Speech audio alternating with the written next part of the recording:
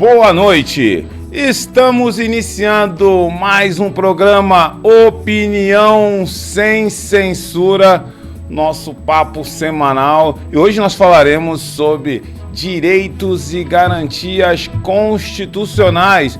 Como sempre, eu estou aqui com meu amigo Davidson Abreu. Boa noite, Davidson. Boa noite, é um prazer estar novamente aqui, ter essa oportunidade aí de rever os conceitos aí, os fundamentos do direito constitucional. Certo? Tô recebendo esse rapaz que é brilhante, Marcos Nascimento, estudante de Direito, 20 anos, olha, um gênio. Posso falar isso? Boa noite, Marcos. Boa noite, Carlos. Boa noite, pessoal. Prazer estar aqui com vocês. E hoje também ela, procuradora do Tesouro Nacional, é isso? Da Fazenda Nacional, me perdoe, professora. Professora de Direito Constitucional, baiana, arretada, vou te falar. Olha, uma das melhores professoras que eu já tive, que me fez me apaixonar por direito constitucional. Boa noite, professora Érica. Boa noite, Carlos, boa noite. É um prazer estar aqui com meus alunos maravilhosos, meus brilhantes alunos maravilhosos. O brilhante eu deixo pro Marcos. Eu me esforço um pouco para me sair bem. Não, meu amigo? Professora, vamos logo ao assunto, né? O direitos constitucionais, direitos e garantias constitucionais. A senhora pode explicar um pouco para nós como que funciona na nossa Constituição, como que está elencado na nossa Constituição os direitos e garantias constitucionais, para o nosso público que não entende muito, só ouve falar nos jornais e tudo. A nossa Constituição, ela traz como princípio fundamental, um dos princípios fundamentais, a dignidade da pessoa humana. Certo. E os direitos fundamentais, eles são direitos para promover a dignidade da pessoa humana, né? O que é a dignidade da pessoa humana? É um princípio que vai nortear a atuação de todo o Estado brasileiro. Então, tanto o Poder Executivo, o Poder Legislativo, o Poder Executivo com as suas políticas públicas, o Poder Legislativo na elaboração das leis e o Poder Judiciário na tomada das decisões, né, vai ter como norte o princípio da dignidade da pessoa humana. E os direitos fundamentais são direitos que servem para promover essa dignidade da pessoa humana. Né?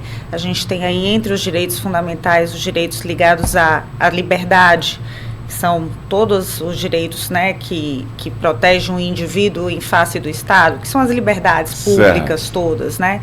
Temos os direitos sociais, os direitos da nacionalidade, enfim, a Constituição ela traz uma gama gigante de direitos fundamentais, cujo objetivo principal é promover a dignidade da pessoa humana.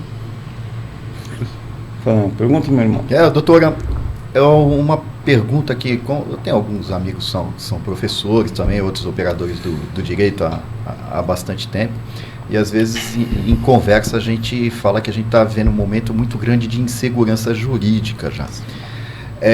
Eu tive a oportunidade também de trabalhar 3 meses como juiz militar. Juiz militar é um juiz que está ali junto com o juiz togado, mas todas as funções dele é como um juiz. E numa discussão dessa com a excelência que estava lá, a gente chegou a falar da diferença do direito latino e o direito anglo-saxão, e diz que o latino acaba tendo mais essa insegurança jurídica, abrindo para o juiz, proporcionando para cada juiz ter um entendimento que muitas vezes é diverso e não é obrigatório ele seguir, apesar da súmula vinculante, ele seguir outras decisões. Como a gente encara esse momento de insegurança jurídica, principalmente nos questionamentos dos alunos, que às vezes ficam perdidos com isso? Na verdade, assim, a gente vive um momento histórico do direito constitucional atual peculiar. Esse é um movimento que vem acontecendo no mundo inteiro, isso não acontece só no Brasil, isso vem acontecendo principalmente depois da Segunda Guerra Mundial. É uma nova doutrina que norteia o direito constitucional, e isso vai nortear as interpretações das normas constitucionais, das normas do direito como um todo. Então, muitas vezes a gente vai ter, eu acho que você estava se referindo a situações de ativismo judicial, né, na atuação do Poder Judiciário, que às vezes, aparentemente, vai de encontro ao que determina a lei, ou diz mais do que a lei diz, ou o que a lei quis dizer, né. Esse é um movimento natural dessa nova visão do direito constitucional. Então, assim, às vezes é estranho para o aluno de direito, porque realmente o Poder Judiciário, porque uma coisa é interpretar a norma, sim, e ter uma abertura, uma amplitude para interpretar a norma, que isso é próprio desse momento que a gente está vivendo, desse momento do direito constitucional, e outra coisa é o desrespeito da norma. Então, são coisas diferentes, né? Eu acho que a gente... Eu me deparo muito com os alunos questionando, poxa, professora, mas isso não está escrito na norma.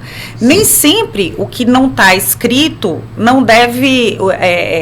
porque a norma ela tem que ser interpretada. Então, às vezes, sim, você vai chegar a conclusões realmente daquilo que não está escrito. O problema é o desrespeito.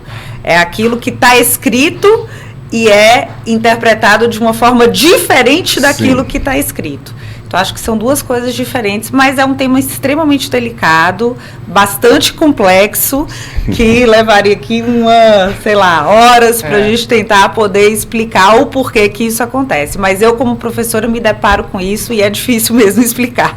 Mas você não acha que dentro desse tema, desse problema, sim, a questão que a gente tem um STF que ele é político, como, sim, na maioria dos países, não tem jeito e tem uma orientação política. Sim. Mas praticamente dos 11, quase todos são advogados. Então, eles já têm são advogados de carreira, então eles já têm uma visão já determinada para um lado.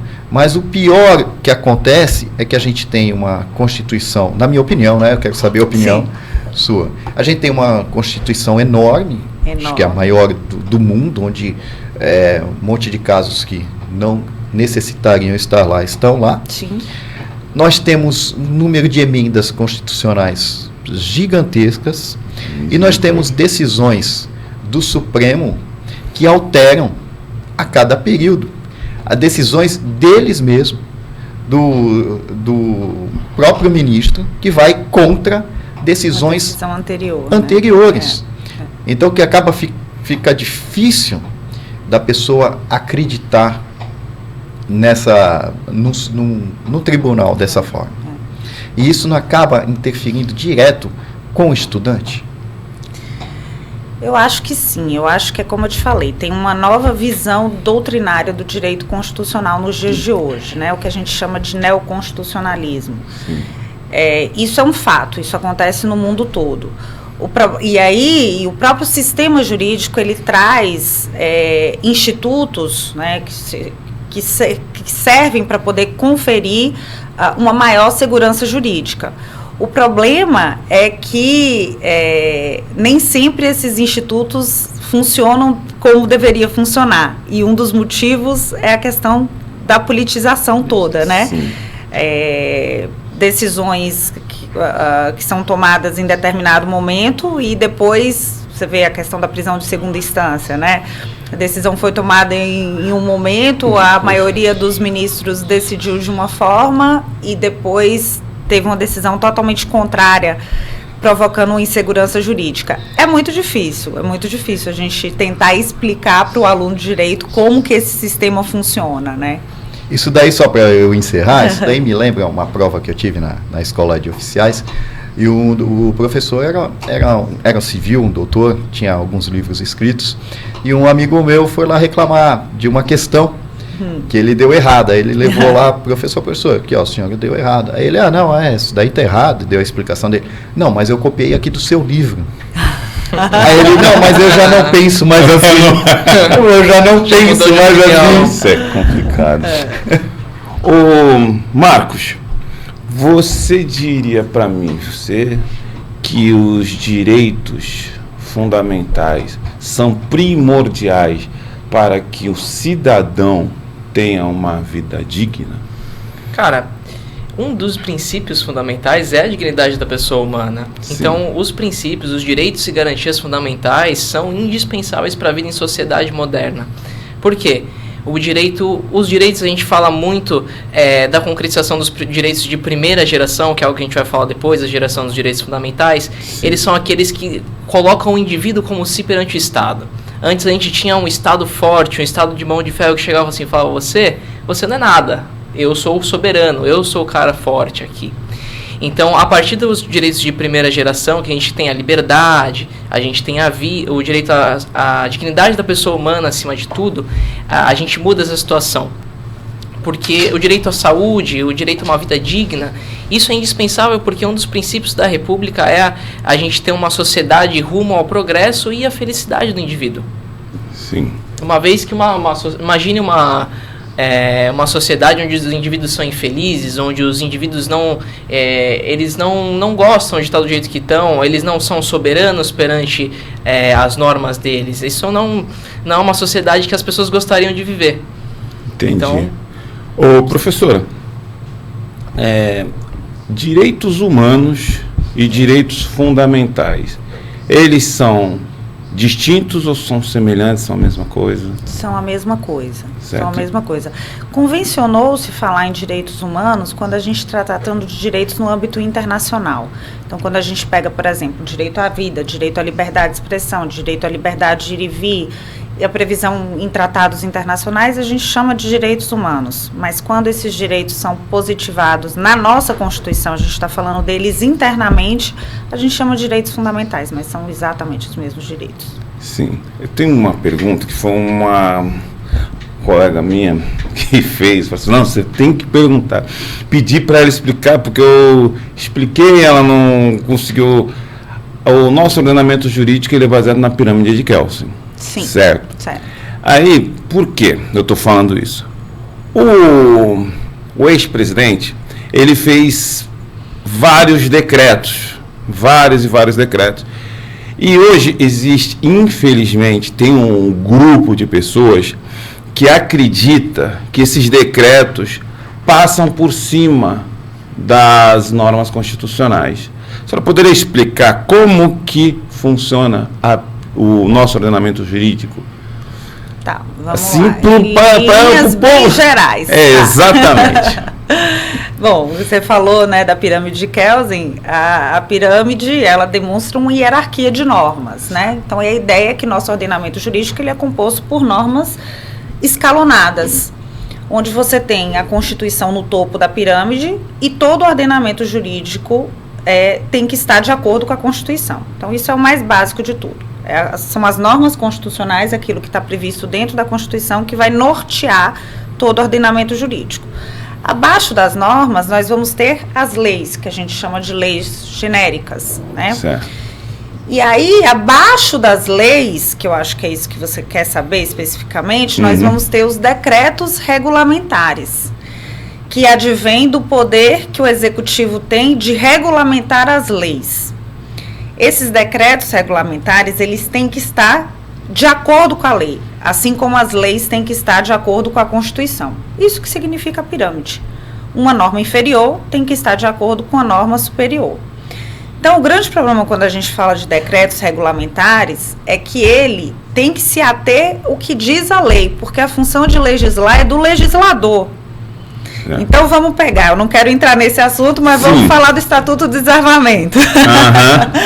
O Estatuto do Desarmamento é uma lei e ela dá uma margem de abertura para que o Poder Executivo regulamente algumas determinações daquela lei.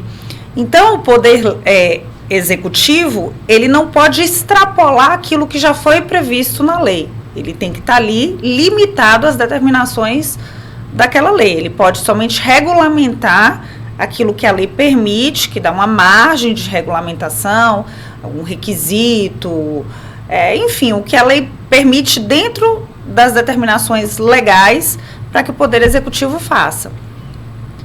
E aí a gente tem essa que a gente chama de pirâmide normativa. Todas as normas inferiores têm que estar de acordo com a norma superior. Se você tem um decreto, por exemplo, que extrapola o que a lei determinou, você vai ter aí uma ilegalidade. Assim como se você tiver uma lei que extrapola o que a Constituição determinou, você vai ter uma inconstitucionalidade. Não sei se foi sim. Didática. Foi sim. Essa pergunta é até interessante pro questionamento anterior que ele fez em relação ao que a gente tem da insegurança jurídica, porque como o nosso sistema ele é muito keyosiano, a gente é muito do direito positivo. Então, o brasileiro tem até uma máxima que a gente fala de que se está escrita porque tem história. Sim. E o direito constitucional é isso, as normas têm esse viés histórico, então o que está lá é rígido, é imutável, é difícil. E a insegurança jurídica sai disso. Porque o STF, o Judiciário, ele tá lá, ele vai interpretar a norma. Perfeito. Você vai chegar lá com uma pretensão resistida, o Poder Judiciário vai falar assim, eu tenho essa norma. Você pode discutir dentro dessa norma. Eu posso, eventualmente, por analogia, por extensão, dar uma opinião diferente do que está aqui. Mas, a minha opinião a gente tem cria uma insegurança jurídica. Assim. A gente tem muito uma visão, no direito brasileiro, ainda tem muito uma visão positivista, né? O juiz, ele é o boca da lei, ele apenas tem que aplicar o que está previsto na lei. Mas é como eu falei, hoje em dia, o moderno direito constitucional, ele não enxerga mais a lei, o texto, a norma não é somente o texto da lei. A norma é o texto da lei e a interpretação que é dada ao texto da lei. É difícil entender, né? É difícil a gente entender, mas a doutrina pensando de uma forma. Pois cada um tentando aplicar a sua norma, né? Na verdade, eu realmente não vejo dessa forma. Na verdade, eu vejo que se tornou uma questão extremamente politizada. Tanto é que eles mudam a própria opinião. E se transformou uma questão de poder. Há um desequilíbrio no poder, em que um dos poderes assumiu, aí por vaidade, por ego, por algum motivo, por ideologia, seja como for, assumiu o protagonismo. Todo mundo que assume o protagonismo de alguma coisa, do poder, ele acredita que ele fará melhor. Sim. E isso, estou falando legalmente, se não tiver nenhum interesse obscuro. Ele acredita que ele faz melhor do que aquele e que ele tem o poder, isso. E é uma classe meio complicada que realmente, às vezes, se acha mesmo que são diferenciados, né? Quem já teve contatos aí sabe que o ser humano lidar com o poder é complicado. Então, eu acho que a questão que a gente passa é uma questão que vai além. Você vê que mudam palavras, sentidos de palavra, a palavra está ali, a lei, tudo bem, ela pode não ser tão positivista, mas o legislador, ele tenta que haja o mínimo de necessidade de interpretação. Então, ele olha lá aquela palavra, não, mas não é bem assim, e ele vai alterando constantemente. E a gente vê tão diferente da Constituição americana, que para eles mudarem ali um conceito, né, vai muito tempo. E aqui os mesmos, eles alteram constantemente. Então eu acho que, em minha opinião, aqui no Brasil, a gente está vivendo um problema de desequilíbrio. É que você vê a própria Constituição americana, ela é uma Constituição muito mais enxuta. Ela tem, se eu não me engano, pouco menos de 20 artigos. Todo o planeta, né? De todo o planeta é mais enxuto do que o nosso. Nossa, é bem complexa a nossa Constituição. Ela chega a ser prolixa a nossa Constituição. Tanto é que você chega muito fácil ao Supremo. Assim, qualquer tema é capaz de chegar ao Supremo. Porque está lá e não deveria ser assim. Sim. Não deveria ser assim, né? E tem um viés de, nossa, o seu direito. Não, mas é mentira. Porque, na verdade, só vai ser aceito de quem tiver dinheiro. Hoje eu estava falando com um advogado amigo meu, outro dia, hoje não, faz tempo, e eu falei, a diferença de um bom advogado e para um advogado maravilhoso são os contatos. E você vê que a maioria dos ministros ali tem relações com escritórios. Alguns até tinham sociedade com escritórios. Então, quem chega lá é quem pode.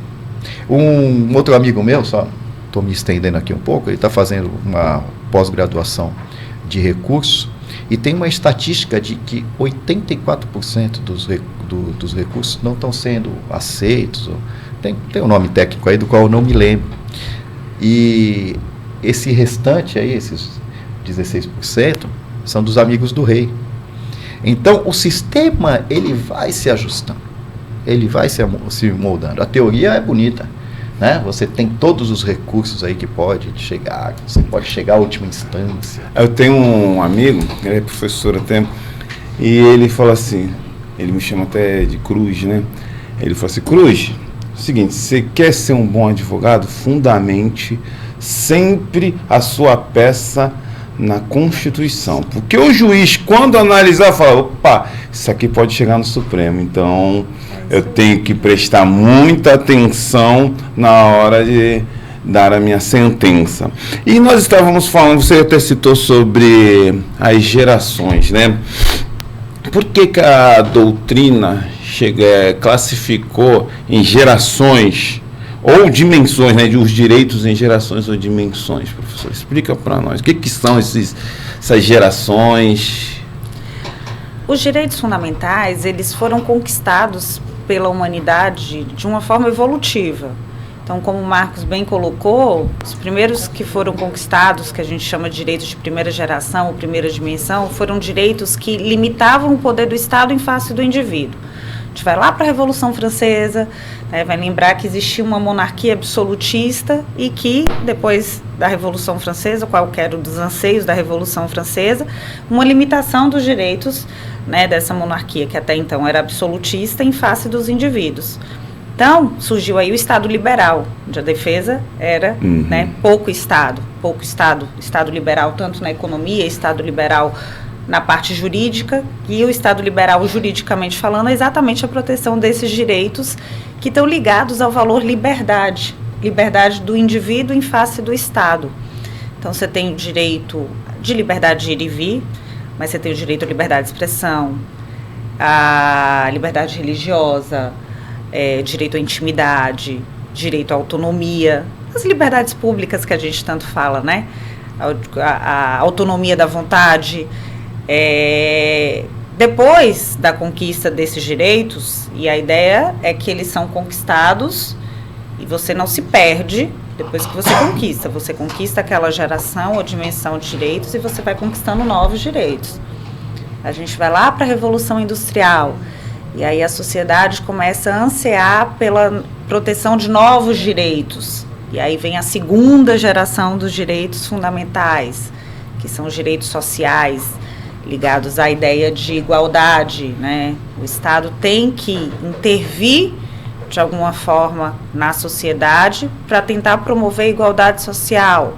Aí surgem os direitos trabalhistas, o direito à saúde, o direito à educação, todos esses direitos que advêm de programas de governo, direitos prestacionais que o Estado tem que manter. Aí depois desses direitos de segunda geração, a sociedade evolui mais e requer a proteção de novos direitos, que são chamados direitos difusos e coletivos, né, que são aqueles direitos que você não consegue detectar um destinatário específico. Todo mundo é destinatário desse direito. Tipo, o meio ambiente, por exemplo. Né, a sociedade começa a sentir a necessidade de proteção de meio ambiente, direitos do consumidor. Todo mundo é consumidor, todo mundo é destinatário da necessidade de um meio ambiente protegido, patrimônio histórico e cultural, enfim. Então, a geração de direitos fundamentais é a evolução da proteção dos direitos fundamentais ao longo da história da sociedade. Sim.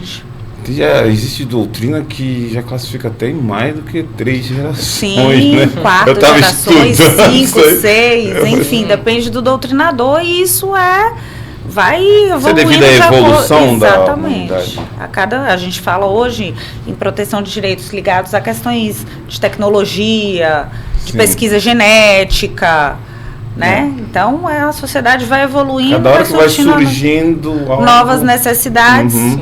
E aí aquilo vai sendo contemplado cada vez mais como direitos fundamentais e é colocado na Constituição. porque a gente estava falando que a Constituição ela é muito grande, mas ela tem um motivo de ser muito grande, né? Quer dizer, a partir do momento que a Constituição ela adquire o valor que ela tem hoje, né, que a gente chama de força normativa, tudo aquilo que é importante para a sociedade é colocado na Constituição. E se ele é colocado como direito fundamental, ele se transforma numa cláusula pétrea. Vocês sabem, né, que é aquilo que não pode ser nunca retirado. Sim. Então, todos esses direitos, eles são colocados lá, tanto os individuais, né, que a gente fala muito, mas também os sociais, eles estão lá na Constituição e eles funcionam de vértice, de ordem, de mandamento para qualquer tipo de governo.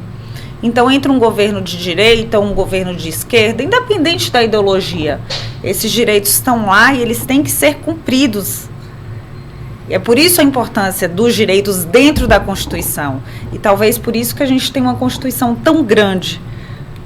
Né? Vocês falaram uma comparação da Constituição americana com a nossa Constituição, mas por que isso acontece? Porque a nossa Constituição ela foi feita num momento histórico onde a Constituição ela adquire um valor maior e aí tudo que é colocado ali na nossa Constituição se torna um mandamento de observação para qualquer dos três poderes. Entendi. E o direito à propriedade está como direito fundamental, como que está elencado na nossa Constituição o direito à propriedade? Direito individual.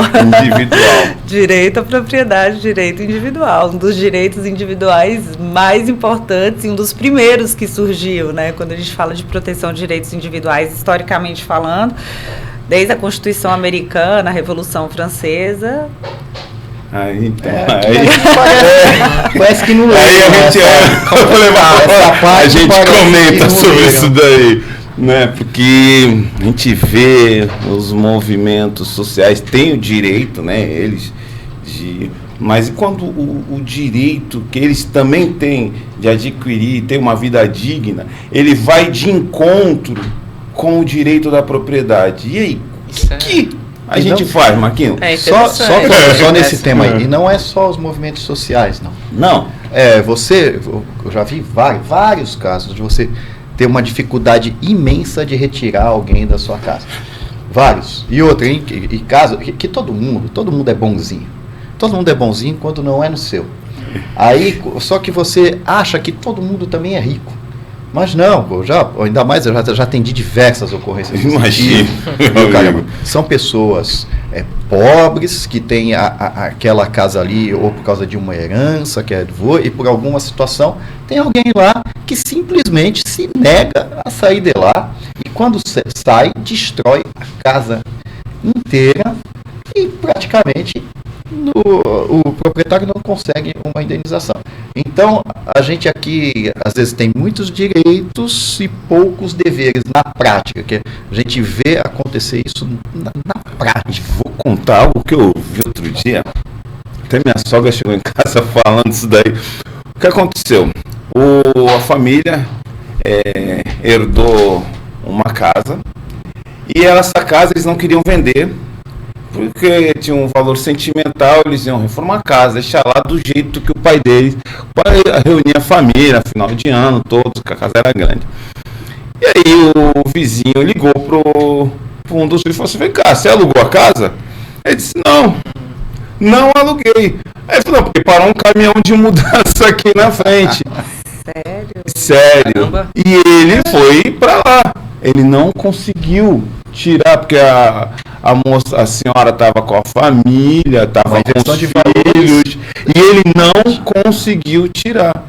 E aí, eu achei... A pessoa chegou e se instalou? Se instalou. Sabendo que havia dono. Sabendo que havia um dono, ela colocou o caminhão de mundo e falou assim: não tenho para onde ir, eu soube que essa casa estava vazia e eu vim para cá, porque eu tenho esse direito.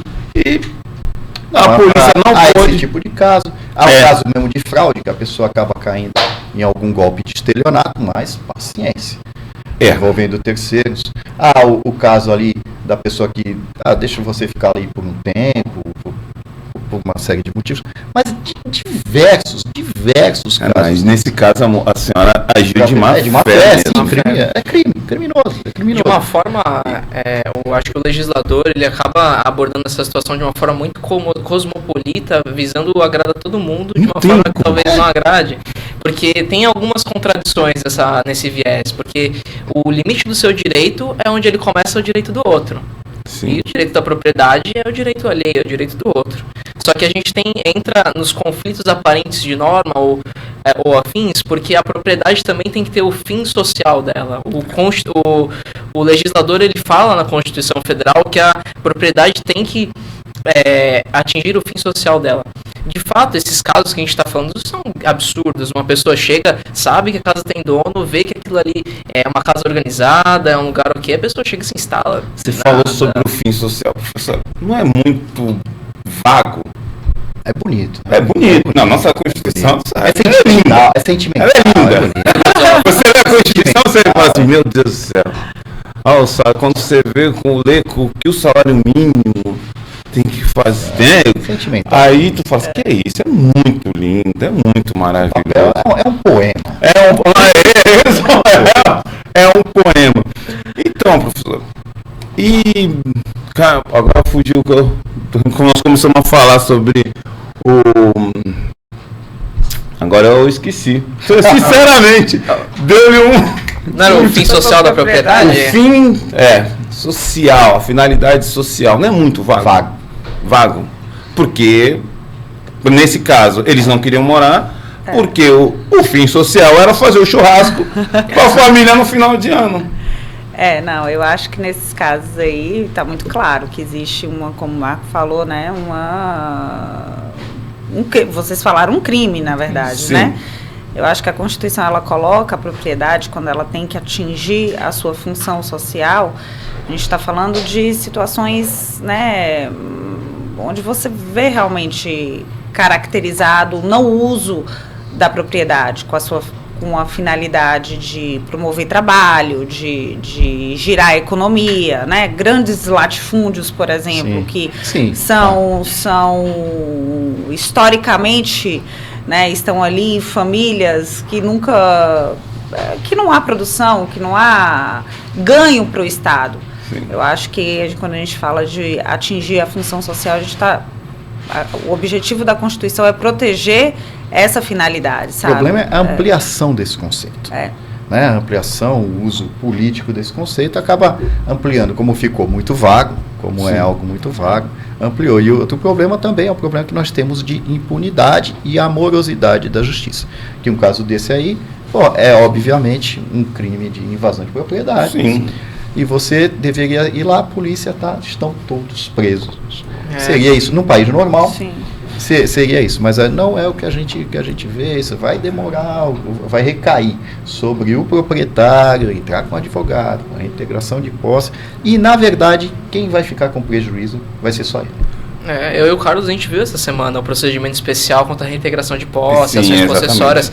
É um negócio muito moroso.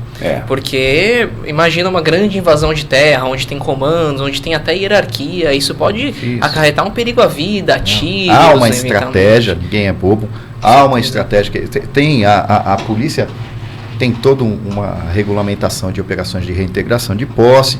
É necessário estar lá serviço reservado, é necessário ali ter um oficial de justiça, é necessário que a prefeitura disponibilize caminhões para retirada das pessoas, o que acaba se tornando cada vez mais fácil isso para os movimentos que utilizam isso politicamente e mais difícil para as prefeituras e para o poder público retirar. Aí eles têm as estruturas deles que vão servir politicamente para o momento político, porque na verdade é tudo organizado nesse sentido. Então, como é que nós vamos fazer? Nós vamos só fazer um barulho aqui, chegar à televisão e sair? Não. Nós temos que demorar, tem que ter um conflito. Aqui tem que ter um conflito. Então vamos pôr criança na frente, vamos pôr mulheres na frente. É uma estratégia de guerrilha e contra-guerrilha. A verdade é essa, movimenta muito dinheiro, né? Utiliza pessoas que acreditam e que às vezes estão uma massa de manobra e há uma estratégia toda voltada para isso. Que dependendo do governo que esteja, vai se preocupar com isso ou não. Mas alguém vai sofrer prejuízo. Se é uma grande empresa, um grande proprietário, esse prejuízo é menor. É injusto, mas é menor. Mas quando isso daí começa a tomar escalas muito desproporcionais, até os pequenos proprietários acabam sofrendo com isso. E principalmente da desvalorização das pequenas propriedades ao redor. É o que nós ressaltamos. O legislador, como ideia principal da função social da propriedade, ele tem a ideia de impedir que grandes lotes de terra, apartamentos, fazendas fiquem improdutivos, porque dá prejuízo para o próprio Estado, uma vez que o Estado não consegue recolher imposto de uma terra abandonada, de um imóvel que está sem proprietário. O problema talvez seja uma extensão, eu digo uma extensão dolosa disso, uma extensão desse conceito. Acontece muito aqui na Baixada Santista, por alguns períodos, um tempo atrás, muita gente chegou a comprar lotes de terra, as coisas do tipo. Na nossa aula a gente viu um pouquinho dessa situação. Eu lembrei de um lote que a gente tem 7 barras, eu preciso ir lá visitar isso. Não se preocupa com a gente tem uma casa. É uma loucura, você chega lá, tem o pessoal já construiu várias casas, já tem uma ocupação. Isso, além disso, é injusto para o proprietário, dá prejuízo para eles. A gente tem que sobrepesar a situação dessas famílias que muitas vezes é eivada de ignorância. Muitas pessoas, pela falta de conhecimento, não sabem que essa terra tem um dono, tem uma pessoa, e simplesmente constroem. Só que a gente tem que sobrepesar o outro lado. Baixada Santista, a gente mora morro, muito morro. Esses casos que a gente vê, deslizamento de terra, área irregular, pessoas que se machucam, morrem até nesse tipo de situação quando tem muita chuva, áreas irregulares. Discutimos isso com a Defesa Civil no outro programa. Foi isso mesmo. Esse assunto. É uma situação que dá muito pano pra manga, como a gente fala. Impunidade. Aí a gente volta à impunidade. Não nessa pessoa que invadiu, nesse caso, que não recai, nessas áreas. São áreas aí protegidas ecologicamente, ou até devido a que é conhecido, deslizamento de terra, ou algum veio de rio que passa por baixo, lençóis freáticos, e que acontece todas essas calamidades. Só que aí, meu amigo, teve um vereador que chamou, vem cá, vamos lá, tem um localzinho. Opa, pega aí, ano que vem, se não sei quem ganhar, se não sei quem ganhar, a gente traz luz para vocês. Aquela luz toda de gato, né? Já faz um ponto de luz, gato. Só que aí ocorre mortes, incêndios. Cadê esse vereador? Que deveria estar lá respondendo criminalmente por isso. Eu falo isso aí, fui fazer um trabalho social na Vila dos Criadores. E chegaram lá, eles conhecem a Vila dos Criadores? Não. Então, caminho de Cubatão, como que vai subindo vai para subir a serra do seu lado direito, aí tem o Jardim Piratininga, né? E eles pediram, falaram assim, pô, você conhece os vereadores aí, não consegue trazer uma infraestrutura melhor para cá? Eu falei assim, fui lá conversar com meus amigos, falei assim, calma, não posso fazer nada lá, porque lá não existe. Eu falei, como não existe? Chega a carta, tem luz, tem água, o ônibus vai lá, como não existe? Não existe, simplesmente não existe. Não podemos fazer nada lá, porque se eu não me engano lá é da Petrobras, e nós não podemos fazer nada lá. Passa até, lembra da Vila Socorro, foi isso? Que teve incêndio? Teve incêndio, tinha 7 anos de idade, é a mesma coisa, passa adultos da Petrobras por baixo, eles não podem fazer nada, e moram, se eu não me engano, 3.000 pessoas, famílias lá. Imagina. É interessante, Carlos, que você vai... um experimento social interessante seria ir em uma sociedade dessas, uma microcomunidade desse tipo, e perguntar se as pessoas sabem do direito delas. Por isso da importância do debate até que a gente está tendo aqui em face da Constituição, princípios constitucionais, garantias fundamentais. Essas pessoas, você vai chegar numa pessoa de uma casa irregular, numa invasão de terra, você vai perguntar para ela, essa casa é sua, você vive aqui? Ela vai falar, eu moro aqui. Esse lugar é meu, esse terreno é meu. Ele não sabe que ele precisa um mero instrumento particular, um contrato de gaveta, não dá a terra para ele. Às vezes vendido até por um sujeito incompetente para tal, que não é de fato dono do terreno. Exatamente. Ele acha que ele pagou uma quantia mísera, grande, independente, é dele. Isso é muito complicado. Aí é que tá. A gente já conversei bastante isso com alguns vereadores, porque eu brigo muito sobre isso, mas o que eu percebo é que não há interesse dos nossos governantes que o povo venha saber os seus direitos. Não há esse interesse, não é? Estão com currais políticos. Exatamente. Um povo que não sabe, ele fica sobre o cabresto daquele vereador, fica sobre o cabresto daquele prefeito que se considera o rei da cidade, e aí acaba acontecendo essas coisas. Quem tentar retirar eles vai encontrar uma resistência gigantesca. Sim, porque ele promete muita coisa para o povo. Força, não. O cara já está lá 10, 15 anos. No caso que a gente teve da Serra mesmo, das cotas, né? Sim. Uma resistência política muito grande, vai retirar. Resistência política tem de... Não interessa. O importante é a narrativa. A gente está fugindo um pouco do assunto. Você lembra quando a parte do Ilha Porchá era uma parte lá, chegando no Ilha Porchá, onde tem aqueles quiosques, eram lajotas no chão. E determinado prefeito foi trocar por asfalto. Teve uma resistência gigante lá.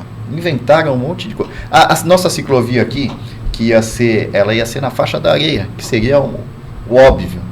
Porque ela, onde está, causa inúmeros acidentes. Sim. Você tem que atravessar a rua, a ciclofaixa, é perigosa. Mas só que entraram com ações judiciais porque ia afetar micro-organismos na areia. Meu Deus. Então, vai ter um grupo sempre... Você pode ter a coisa mais bem intencionada do mundo, mas vai ter um grupo que vai achar uma desculpa para ir contra isso. Olha, dentro do nosso assunto também, mas explica para o nosso público sobre o ativismo, o que é, né? Explicar o que está acontecendo, mas explicar o que é o ativismo judicial. Porque é isso que eu falo. O nosso povo carece de conhecimento. Aí eles veem a televisão e falam ativismo judicial. Nossa, que lindo. O que é ativismo judicial? Eles não sabem, porque ninguém explica para eles o que é. Tá, vamos lá. Bem rapidamente. Bem rapidamente. O Estado, ele possui a separação de poderes, né? Basicamente, o poder legislativo legisla, o executivo administra a coisa pública e o poder judiciário julga os conflitos aplicando a lei ao caso concreto. Isso é o que todo mundo sabe, ou deveria saber, o mínimo de separação de poderes. O mínimo. Como eu falei, o juiz não é mais só o aplicador da lei, ele não é mais só o boca da lei, que era o que acontecia, né, e o que na época da doutrina que vigorava, o chamado positivismo jurídico, né? Existia uma supremacia, você falou do protagonismo hoje do poder judiciário. Até a Segunda Guerra Mundial existia uma supremacia do legislativo, onde o judiciário tinha o objetivo apenas de aplicar aquilo que era feito pelo legislativo, certo, sem uma margem muito grande de interpretação. O mundo, principalmente depois da Segunda Guerra Mundial, percebeu que aquele positivismo jurídico ele não funcionava, mesmo porque foi esse positivismo que justificou, juridicamente falando, as atrocidades da Segunda Guerra Mundial. Né? O Tribunal de Nuremberg, a justificativa dos julgados no Tribunal de Nuremberg era o estrito cumprimento do dever legal, né? Era o estrito cumprimento do que determinava a lei. Uhum. Então o mundo percebeu que aquele positivismo jurídico ele não funcionava mais. E aí surgiu uma nova doutrina que é chamada de pós-positivismo. E o objetivo dela é pegar a lei e interpretar de acordo com princípios constitucionais. Então, o que seria o ativismo judicial?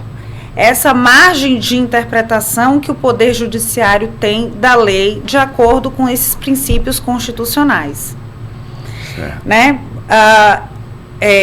Muitos falam que o ativismo seria o Poder Judiciário extrapolando a sua função. Sim, tem gente que entende dessa forma. Pega a separação de poderes e fala, a função de legislar é do legislativo e a função do judiciário é de julgar os conflitos aplicando aquela lei. Certo. Nesse sentido, ativismo seria o Poder Judiciário extrapolar suas funções. Mas, no outro sentido, que é esse sentido mais moderno, ativismo judicial é o Poder Judiciário interpretando as normas, interpretando a lei, criando norma. Ah, entendi. Entendeu? Assim, o que acontece é que, como eu falei no início, por vezes o Poder Judiciário acaba extrapolando essa função de interpretar a norma. E às vezes até desrespeita uma norma que já está prevista. E aí a gente tem a parte, digamos assim, ruim do ativismo. Mas o ativismo judicial, ele não é ruim. Ele vem com a modernidade, com a nova interpretação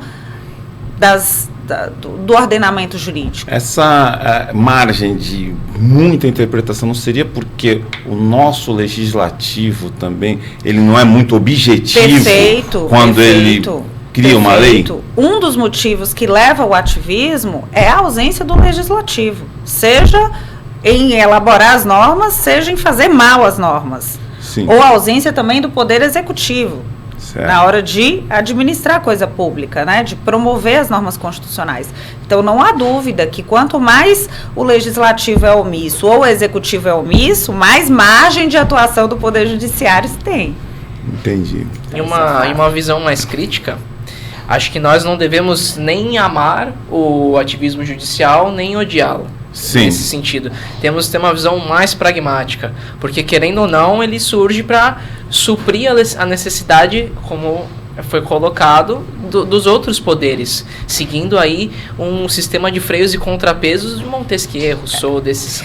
Não tem como fechar os olhos para o ativismo judicial. Sim. Isso é uma realidade. O que deve existir são parâmetros para que o Poder Judiciário não ocupe esse protagonismo que você falou, que esse é o problema. Os três poderes, eles têm que andar independentes, mas harmônicos entre si, né? No momento que um poder se sobrepõe aos outros poderes, aí a gente tem um desequilíbrio e o sistema não funciona. Assim como o poder legislativo não pode se sobrepor, assim como o poder executivo não pode se sobrepor, o poder judiciário também não. E é esse limite aí que eu acho de atuação dos três poderes que é o grande problema. Mas é o que você falou, tem que ser pragmático. O ativismo está aí. Sim. É uma nova forma de se enxergar o direito, que aqui no Brasil chegou com a Constituição de 88, mas no mundo ele já vem desde o final da Segunda Guerra Mundial. Nos Estados Unidos é bem nítido isso. Nós vemos julgamentos da Suprema Corte decidindo temas polêmicos Sim. demais, coisas que aqui no Brasil a gente só veria talvez com uma edição de lei ordinária guiçar uma reforma à Constituição, uma emenda constitucional. Lá o judiciário pega e fala assim, vamos decidir essa pauta. Vamos pegar casos parâmetros, como a gente vê no Brasil, no processo civil, e vamos fazer uma nova orientação. Eu estava vendo outro dia, eu gosto de assistir muito, vocês conhecem o Thiago Pavinato, e ele falou assim, eu faço minhas palavras deles, eu sonho com um dia em ver os nossos deputados com a pilha de livros de direito, estudando a Constituição, estudando as doutrinas, para eles saberem o que estão fazendo. Que eu tenho visto muito, nós estávamos comentando outro dia, é o que?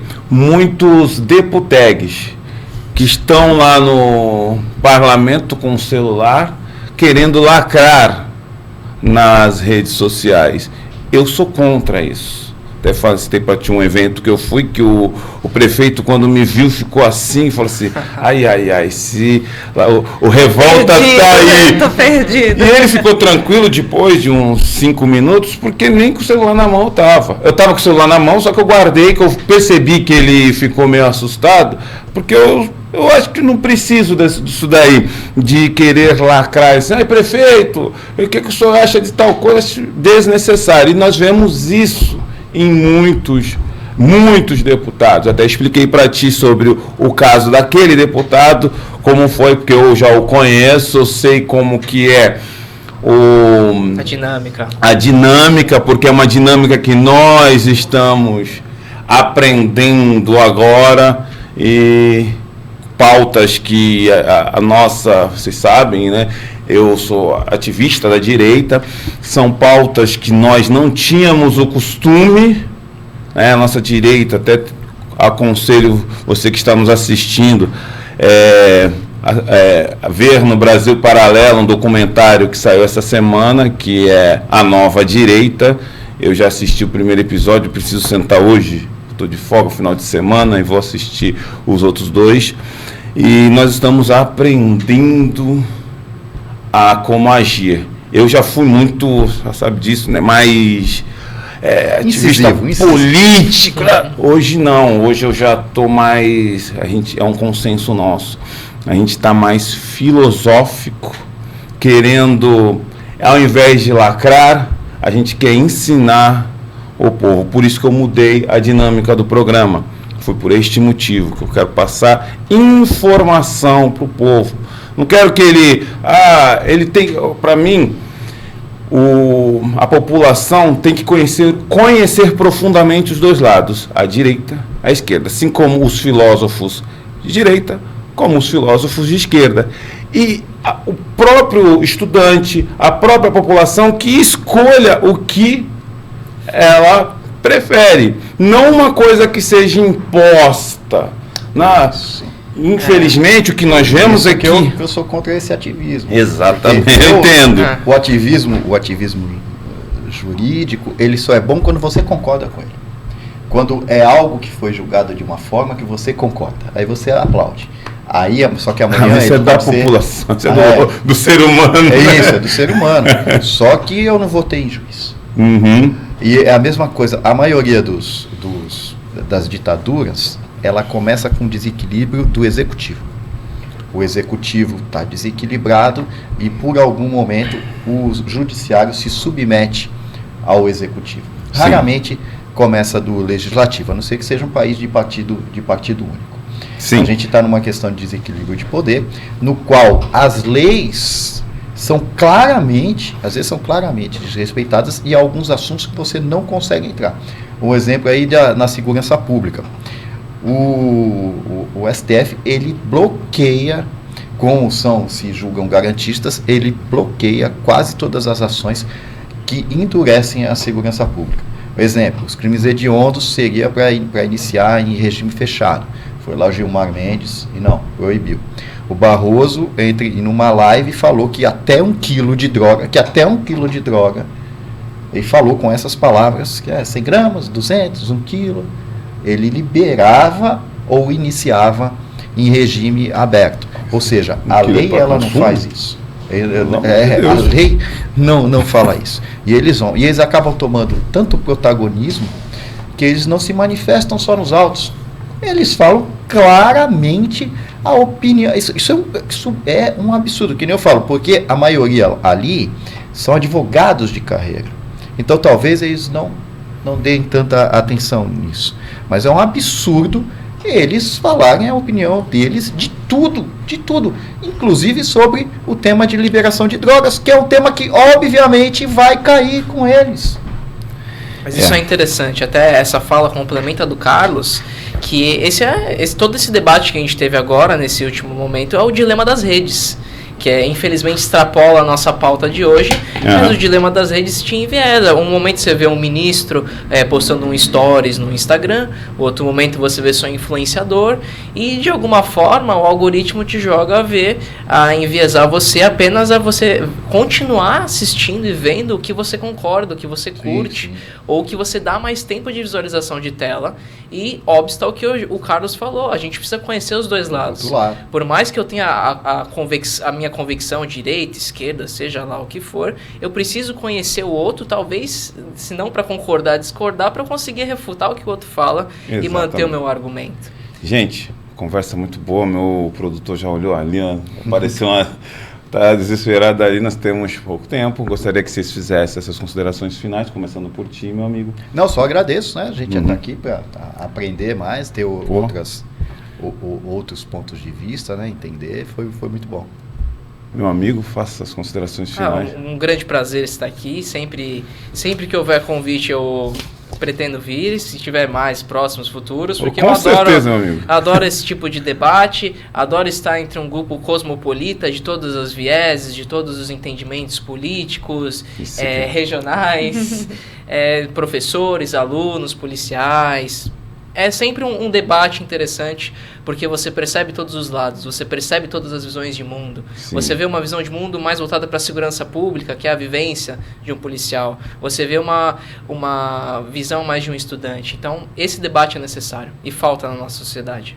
Já falou de convite, já vou deixar o convite para a senhora vir falar sobre as nossas constituições, a história das constituições. Legal. Vamos marcar para você vir aqui falar sobre a história das constituições. Pode fazer as suas considerações finais, professora. Será um prazer. Obrigada pelo convite. Espero que eu tenha sido um pouco didática, né? Foi, porque sim. São temas muito complexos, certo. Assim, para a gente poder resumir, sei lá, 3 minutos, né? Exatamente. Mas, enfim, foi um grande prazer. Eu agradeço. Super prazerzão estar aqui com vocês. Certo. Vou terminar falando até sobre o assunto que o meu amigo citou aqui, sobre as drogas. Agora, todo final do programa, eu vou passar uma visão, uma mensagem para você. Tem algo que, como vocês sabem, eu já falei sobre a minha vida, os professores sabem, meus amigos sabem, eu fui usuário de drogas por 14 anos, morei na rua, tive muitos problemas. E toda vez que eu passava, eu estava há alguns dias já usando drogas, estava indo para casa, e eu passava em frente à Santa Casa, tinha algo que estava escrito, tem lá, passei lá essa semana, que está em Mateus 11:28. Vinde a mim, todos os que sofreis e estáis oprimidos, que eu vos aliviarei. Isso me acalmava muito. Depois de muitos anos, eu fui procurar Jesus Cristo e Ele mudou a minha vida. Você que está passando por algum problema com drogas, algum problema de depressão, algum problema que foge das suas mãos, você não consegue resolver sozinho, meu telefone apareceu como meu Pix, né? Se você quiser fazer um Pix, também pode me ajudar a pagar o programa. Mas aquele é meu telefone, meu WhatsApp. Você pode me ligar que eu vou fazer de tudo para te ajudar. Porque assim como Cristo me ajudou, eu dedico hoje a minha vida a ajudar o próximo. Porque quem pensa no próximo, pensa como Deus. E Deus mudou a minha vida. Hoje eu estou aqui podendo levar conhecimento e podendo falar da minha vida para você, porque Jesus Cristo mudou a minha vida. Jesus Cristo mudou o meu casamento. Hoje eu posso dizer que eu sou um homem completo e feliz, porque eu tenho paz interior e eu tenho paz na minha casa. Que Deus abençoe a todos. Tenha um forte e glorioso abraço. Semana que vem nós estamos novamente aqui. Eu já falei pro Davidson, eu vou trazer não dá para trazer um time, porque o time de futebol americano tem quase 100 pessoas, mas eu vou trazer uns 3 jogadores aqui. Nós vamos estar conversando sobre... Caramba, Carlos, você vai falar sobre futebol americano? Falarei sobre futebol americano, porque eu vou falar para vocês. O que tem de gente que me pergunta, explica como é que é o futebol americano. E acho que em uma hora a gente vai conseguir explicar para vocês. Que Deus abençoe a todos, tenham uma excelente semana, hein? Com a Max.